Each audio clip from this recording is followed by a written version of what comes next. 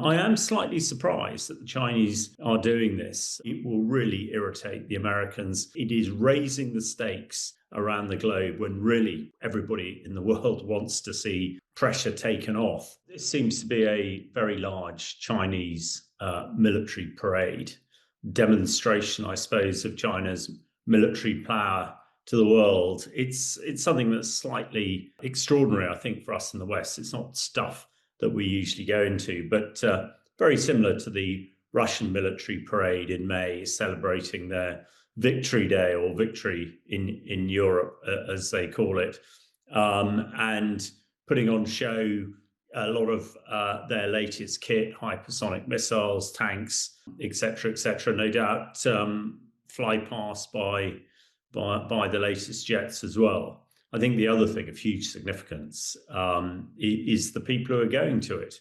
It really does seem to be a sort of meeting of the axis of evil, and also the BRICS type grouping, which is sort of almost in direct opposition to NATO. And some of those people there, like Kim Jong-un, head of North Korea, Iranians, and of course President Putin, are at the hour of the West at the moment. So this is pretty provocative. There are a couple of European countries attending, Serbia, and also the Slovakians, who tend to be rather closer to the Russians than the rest of Europe. But it is a very significant parade, and I am slightly surprised that the Chinese are doing this. It will really irritate the Americans, and no doubt the American President Donald Trump in particular. And it's at a time when the world is really on a bit of an edge, particularly with what's happening in Ukraine. But the world's eyes will be on it, and no doubt that's exactly what the Chinese want. And people like President Putin are delighted to attend, because yet again it brings him back into the world stage, where as a tyrannical leader who's attacked another country, that certainly shouldn't be where he is. Yes, you would have thought the Chinese were well powerful enough on their own, but there is a new world order sort of developing now, very much so, and with China wanting to front up as the world's greatest economic and now military power, this is a chance for them to demonstrate that. But it's again, I think it's slightly strange at this particular time. Now, the Chinese very much have a view, or are looking towards Taiwan, and the Americans have been very forceful that any indication or move by China to take Taiwan, they would oppose it directly, and the assumption is militarily as well. But China, I think it just wants to make a statement. It has the military power, and it also has the military power from the likes of the Russians and others. Again, I think it's a bit of a chimera for us in the West. It's not the sort of thing that we do, but seeing thousands of soldiers frog marching up and down squares in Beijing is the sort of thing that people like the Chinese do and the Russians do in Red Square. But yeah, I think it is a big statement, and will certainly antagonize a lot in the West who are trying to find a peace in Europe, particularly a peace with President Putin, who, after his meeting with Trump in Alaska 2 weeks ago, has done absolutely the opposite of looking as though he wants peace by, over the last night, sending nearly 700 drones and missiles at Ukraine and Kyiv in particular, and 15 people have been killed in Kyiv. So yeah, I think it is raising the stakes around the globe when really everybody in the world wants to see pressure taken off.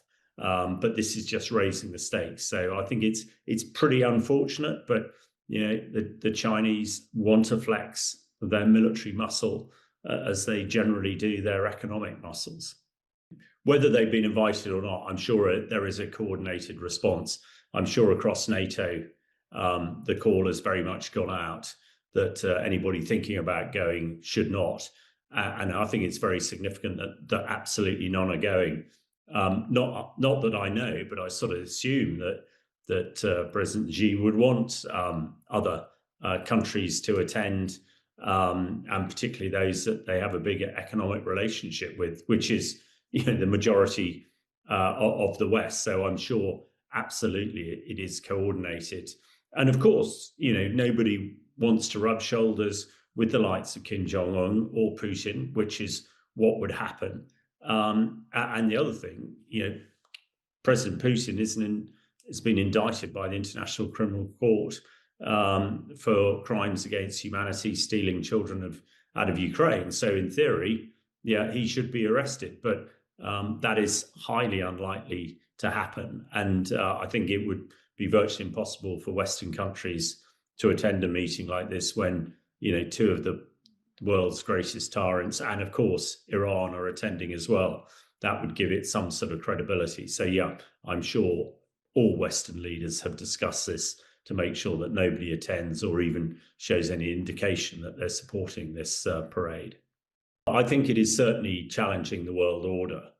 Interesting enough, the UN are sending a representative, which I suppose they would have to anyway. And I think the representative they're sending is a Chinese representative anyway. And a lot of these countries are part of the UN. The UN is a pretty toothless organization, though, and the UN Security Council, which China and Russia, as well as the United States, France, and Britain are permanent members is a sort of global talking shop where very little gets done. So I think put the UN aside, but certainly it is a challenge to NATO.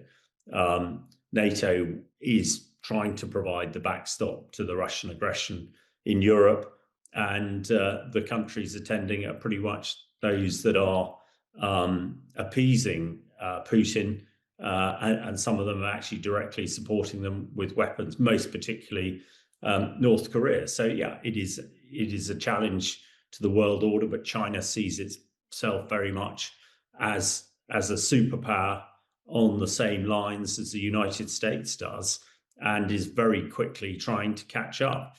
What China lacks is the level or the size of a nuclear capability that the Americans have, but actually with Russia on board, they sort of balance that up. So I think it is very much the axis of evil, and China and the BRICS movement trying to front up to show that they are just as powerful, if not more powerful, than NATO and the West.